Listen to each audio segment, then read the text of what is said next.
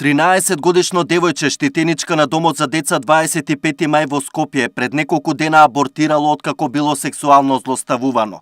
Ова го обелодени Европскиот центар за правата на ромите, со седиште во Будимпешта.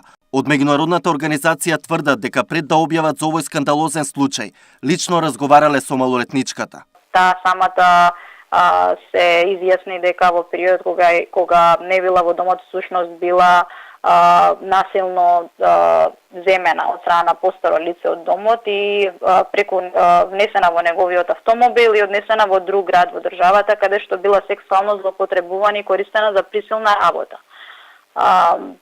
Девојката беше под шок, беше премногу травматизирана кога ги објаснуваше овие искуства, поради тоа што и самата нејзина возраст е премногу специфична и некои работи самата таа не може да ги објасни на тој начин на кој што навистина се случиле.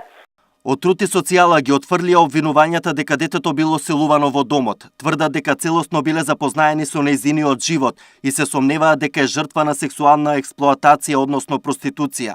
Детето било одземено од родителите во 2011 поради питачење и од тогаш државата му е старател. Било сместувано во повеќе згрижувачки семејства и во двете институции 25 мај и Ранка Милановиќ. Од Министерството брифираат дека во септември минатата година малолетничката била најдена во близина на МКЦ, каде девојки нелегално си го продаваат телото и за ова од центарот веднаш пријавиле во полиција. Таа потврдила дека имала договор со дечкото, кој најверојатно и бил макро, да заработуваат пари на ваков начин. Од МТСП изјавија дека и покрај сознанијата не можеле да забранат да не го напушта домот, бидејќи било од отворен тип и тоа било противзаконски. Министерството за труд и социјална политика ги испитува сите околности и постапување на надлежните установи, а во меѓувреме ја обезбедува неопходната психосоцијална поддршка за малолетната жртва, стои во соопштението од Труд и социјала.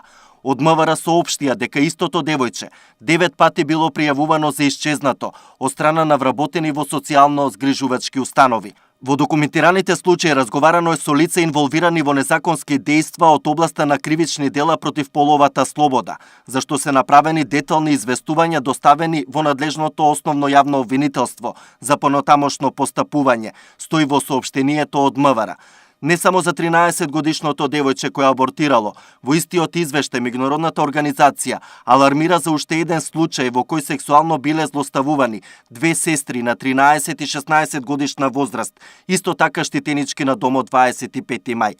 Од првата детска амбасада Меѓаши бараат одговорност и детално да се истражат случаите и додаваат дека неопходен е редовен надзор во институциите од ваков тип. Потребен е увид, не само во овој дом, во сите згрижувачки домови, и тоа не за конкретни случаи кога нешто драстично ќе се случи, туку перманентен надзор и вложување во начините на спроведување на таа грижа за децата, особено за децата кои што се ранливи категории. За случајот со 13-годишната малолетничка, Европскиот центар за правата на ромите најави тужби против домот, Центарот за социјални работи и Министерството за труд и социјала.